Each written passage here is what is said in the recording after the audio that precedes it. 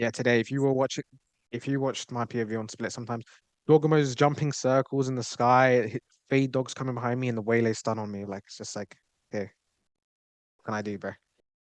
Hello, I'm Niall McCrossan, and I'm joined by Keiko after NRG's 2-0 loss to G2 in the middle bracket at VCT America's Kickoff.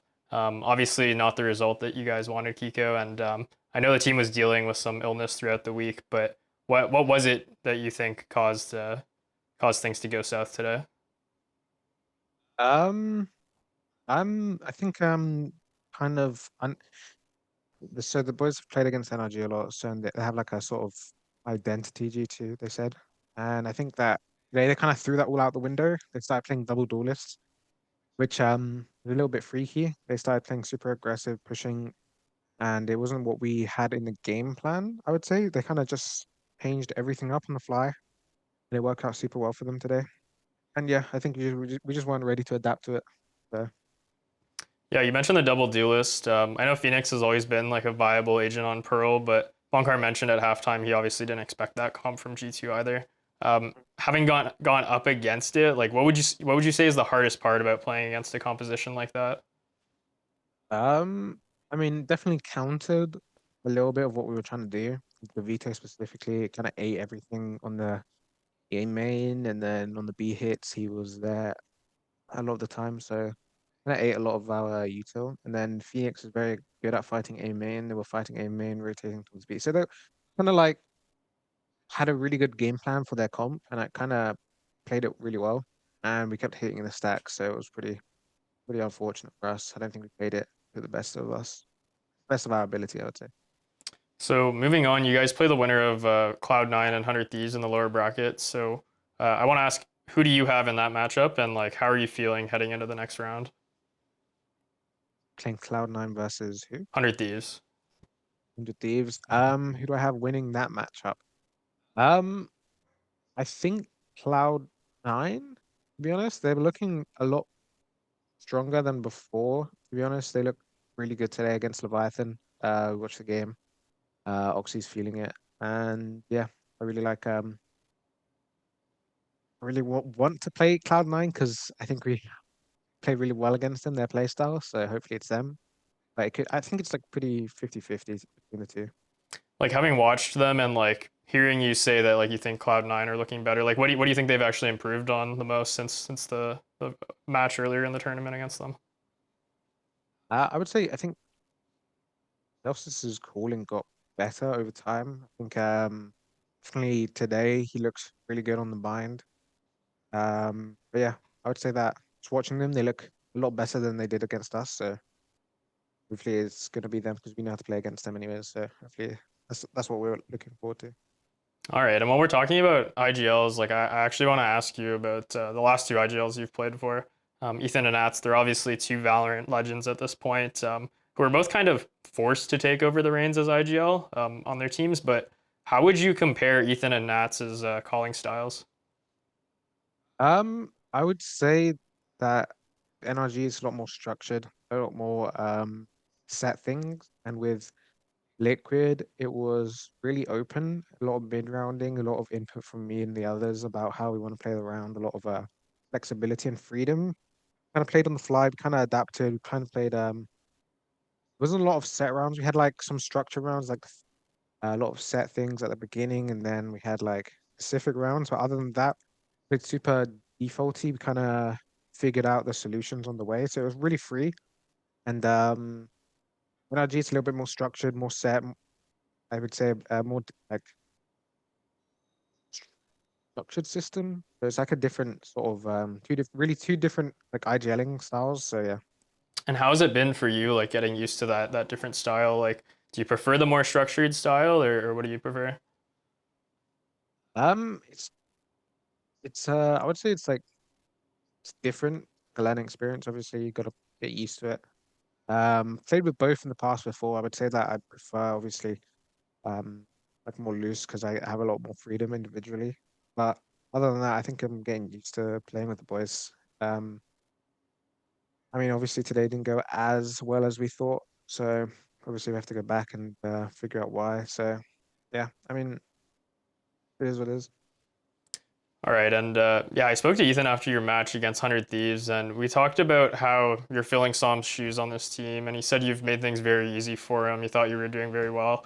But I want to ask, like, did you feel any sort of pressure, not just joining the reigning world champions, but filling Som's spot? Um, and if so, how have you been dealing with that pressure? Um, I wouldn't say. I mean, you guys have been super easy to work with, and they kind of slotted me in. At the start, didn't have much time to prepare for Red Bull home ground then, so I was kind of like slotting in 1-for-1. But me and Tom are very different, I would say. He's like very extroverted, very loud, very actually he was like the second voice before I joined, and now he's gone, so other players had to step up, and obviously I'm not like super hype as he gets, so it's a little bit different for them because now everyone else has to get super hype. I'm not like the hype guy. So um yeah, I mean it's different. I don't think the team put any pressure on me. I don't think the fans really put much pressure. It wasn't really that hard, I would say. All right. Another thing that Ethan mentioned after the last match was that he was going to spend time in between that past match and today working on your mental. He said after the last match that he felt like the team's mental just wasn't in, at least in a place that he wanted it to be. So with one last chance in the lower bracket, like what does the next week of preparation kind of look like for you guys? What do you think? I think um I would say like not sh I'm not too sure to be honest. I think we just have to watch back the board and figure out what we did wrong. A lot I think a lot of big macro mistakes today that we played on the Pearl, but on the split I think there's a lot more micro decisions, so we're gonna have to fix those things and yeah, hopefully we show that's team for next week. All right, I have a couple just meta related questions real quick if that's cool. Mhm. Since you play controller on some maps, I want to get your opinion on the harbor buffs that dropped this past week. I know you're obviously not playing on the current patch, but do Mhm. you think he's now a viable option in pro play again? No, not really. I think taking his cascades was like biggest thing for him. His cascades were like super good to scale behind for blocking vision. Like it was like kind of like pseudo Viper and his wall. I don't know. I don't think he's obviously not trying to take a Omen Brim Astro role and he's trying to compete with Viper and Initiator role. So but he's like Uto isn't I don't know, it's not good. I'll be honest.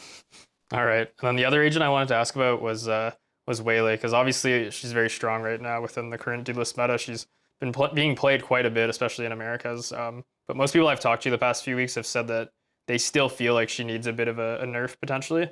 But what do you think of Waylay within this current meta? Absolutely needs to get nerfed soon. It's so unplayable playing against double duelist Waylay where the Waylay just dashes and it's like it's a dive initiator that you can't kill. You double dash out with TP, hard stun the guy that you're watching, that you're trying to kill, and the guy cannot move, he cannot shoot, he's just dead. Like any position you play is just you have to like bear in mind anywhere you play on the map, you have to bear in mind if the Whaley's in front of me with his entire team, he can just run me down and kill me.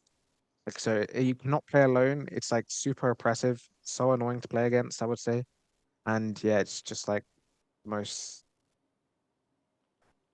I don't know, like it's just so boring to play against. Like actually like most oppressive agent been out for a while, I would say. It's like definitely you have to adapt to it and it's like annoying. But yeah, I'll be honest, it's just unfun gameplay. Getting hit by Waylay double dash is just unfun. Yeah, I mean the neon waylay on split did Yeah, not look today fun.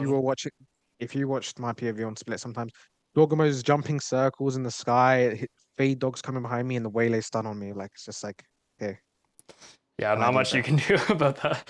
Yeah, like actually. All right.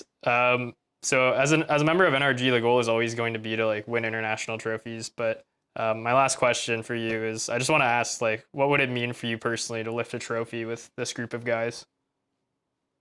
Um, I definitely want to lift one because you know I feel kind of left out. The entire team has like a champs trophy behind them. Ethan has two. Odd one out without a trophy on this team, so it kind of sucks.